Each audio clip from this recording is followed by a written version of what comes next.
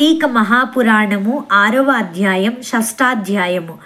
శ్రీ వశిష్ఠుల వారు చెప్తున్నారు రాజర్షి జనక మహారాజుతో, ఈ కార్తీక మాసం 30 రోజులు కూడా ఎవరైతే శ్రీ మహావిష్ణువును కస్తూరి గంధాదులతోనూ పంచామృతాలతోనూ అభిషేకిస్తారో వారికి 10,000 అశ్వమేధాలు చేసిన ఫలితం లభిస్తుంది. కార్తీక మాసంలో సంధ్యావేళ విష్ణు సన్నిధిలో దీపారాధనము చేసిన, దీపదానం చేసిన వారు విష్ణులోకాన్ని పొందుతారు. ప్రత్తిని శుభ్రపరిచి దానితో వత్తిని చేసి బియ్యపిండి లేకపోతే గోధుమ పిండితో ప్రమిదం చేసి ఆవునేతిని పోసి ఆ ప్రతి వత్తిని తడిపి వెలిగించి ఒకానొక సద్బ్రాహ్మణుని ఆహ్వానించి చివరి రోజున వెండి ప్రమిదను బమిడి వత్తిని చేయించి వాటిని బియ్యపిండి మధ్యన ఉంచి పూజా నివేదనాదులను పూర్తి చేసి బ్రాహ్మణులకు భోజనం పెట్టి అనంతరం తాము స్వయంగా దీపదాన మంత్రం అండి సర్వజ్ఞానం ప్రదం దీపం సర్వసంపత్యుభావహం దీపదానం ప్రదస్యామి శాంతిరస్తు సదా మమ అంటే జ్ఞానము సంపదలను శుభములను కలిగించే దైవ దీపదానాన్ని చేస్తున్నాను. దీని వలన నాకు నిరంతరం శాంతి సుఖములను ఏర్పడుగాక అని చెప్పుకుంటూ పిండితో సహా ఆ దీపాన్ని బ్రాహ్మణునకు దానం చేయాలి. అలా చేసిన వారు అక్షయమైన పుణ్యాన్ని పొందుతారు. ఈ దీపదానం వలన విద్య జ్ఞాన ఆయుర్వృద్ధి అనంతరం స్వర్గభోగాలు కలుగుతాయి. మనోవాక్కాయ కృత పాపాలన్నీ శమిసిపోతాయి. నిదర్శనార్థమై ఒక కథను వివరిస్తున్నాను విను అని చెప్పి జనక మహారాజుకు వివరిస్తున్నారు. లుబ్ధ తంతువు మోక్షమును పొందటం అనే దాని గురించి చూద్దాం.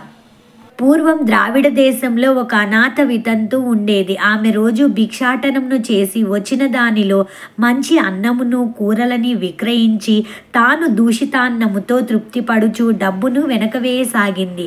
ఇతరుల ఇండ్లలో వంట పనులు కుట్టు పనులు మొదలైనవి చేస్తూ ప్రతిఫలితంగా వారి వద్ద కొంత ద్రవ్యాన్ని తీసుకుంటూ ఉండేది. అదీగాక భిక్షాటన కూడా చేసేది. ఇలా నిత్య ధనార్జన లగ్న మానస అయిన ఆ వితంతువు డబ్బు సంపాదనమే తప్ప ఏనాడు హరినామ స్మరణ చేయటం గాని, హరికథనో పురాణాన్నో వినడం గాని, పుణ్యతీర్థ సేవనమును గాని, ఏకాదశి ఉపవాసమును గాని చేసి ఎరుగదు. ఇటువంటి లుబ్ధరాలింటికి దైవవశాన శ్రీరంగ యాత్రికుడైన ఒక బ్రాహ్మణుడు వచ్చి ఆమె స్థితిని చూసి ఆమెకు నరకము తప్పదని గుర్తించి జాలిపడి ఆమెను మంచి దారిలో పెట్టదలచి, ఓ అమాయకురాలా, నేను చెప్పేది శ్రద్ధగా విని ఆలోచించుకో. ఈ తోలు శరీరం వట్టి అశాశ్వతమని తెలుసుకో. నేల నీరు నిప్పు నింగి గాలి అనే పంచభూతాత్మకమైనదే ఈ శరీరం. ఈ దేహం నశించగానే ఆ పంచభూతాలు కూడా ఇంటి కొప్పు మీద కురిసి నలుదిక్కులకు చెదిరిపోయే వాన నీళ్లలా చెదిరిపోతాయి.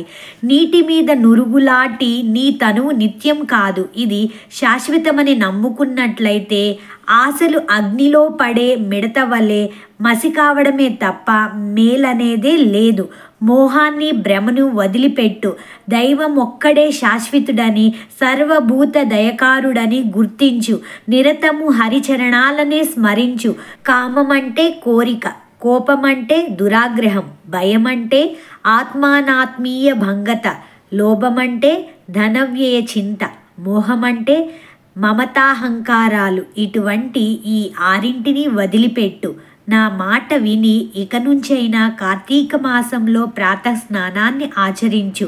విష్ణు ప్రీతికై భగవదర్పణంగా దీపదానం చేయి. తద్వారా అనేక పాపాల నుంచి రక్షించబడతావు అని హితము చెప్పి తన దారిన తాను వెళ్ళిపోయాడు. చూడండి, ఆ శ్రీరంగ యాత్రికుడు ఎంత మంచి ఉపదేశం చేశారో. ఇదంతా కూడా భగవద్గీత సారాంశమే. కరెక్ట్గా ఈ దేహం అనేది, ఈ దేహం మీద భ్రాంతిని వదిలిపెట్టి ఈ దేహంలో ఉన్న ఆత్మ మనము ఒక చొక్కాని తీసి పడేసినట్లుగా ఒక దేహం నుంచి ఇంకొక దేహానికి మారిపోతూ వెళ్తుంది. అది అశాశ్వతమైనది ఈ దేహం.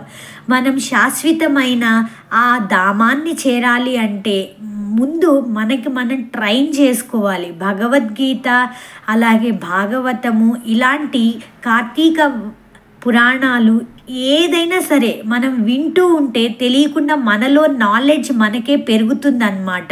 మనకి తెలియకుండానే దేహం మీద మోహం అన్నది తగ్గిపోతుంది. మీరందరూ కూడా ఇలాంటి మంచి మంచి విషయాలు వినడానికే ట్రై చేయండి. విన్నై ఆచరించడానికి ట్రై చేయండి. ఇప్పుడు ఈవిడ ఆచరించి ఎంత మంచిగా అభివృద్ధి చెందింది అన్నది ఇప్పుడు చెప్తారనమాట. అతగాడి వచో మహిమ వలన ఆమెకు జ్ఞానోదయమైంది. తను చేసిన పాపాలకై చింతించినది. తాను కూడా కార్తీక వ్రతాన్ని చేయాలని సంకల్పించింది. అందుచేత ఆ సంవత్సరంలో వచ్చిన కార్తీక మాసాననే వ్రతాచరణమును ప్రారంభించింది. సూర్యోదయ వేళకల్లా చన్నీళ్ల స్నానమును, హరిపూజ, దీపదానము, పిదప పురాణ శ్రవణము, ఈ విధంగా కార్తీక మాసం నెల రోజులు ఆచరించి చివరి రోజున చక్కగా బ్రాహ్మణ సమారాధన కూడా చేసినది.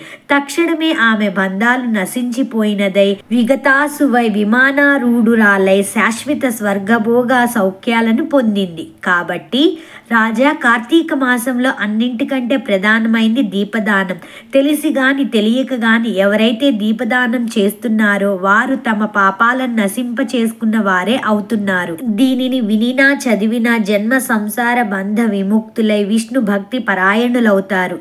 ఏవం శ్రీ స్కాంద పురాణాంతర్గత కార్తీక మాహాత్మ్యే షష్టోధ్యాయ సమాప్త.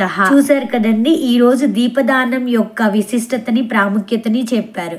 ముందు రోజుల్లో ఏం చెప్పుకున్నాము, స్నానానికి ఉన్న విశిష్టత ఏంటి, పురాణం చదవడం వల్ల కలిగే విశిష్టత ఏంటి, అలాగే ఇంకా నిన్న కార్తీక వనభోజనాల విశిష్టత ఏంటి, ఇలా ఒక్కొక్క రోజు ఒక్కొక్క దాని విశిష్టతని చెప్తూ ఉన్నారు విత్ స్టోరీస్తో కలిపి.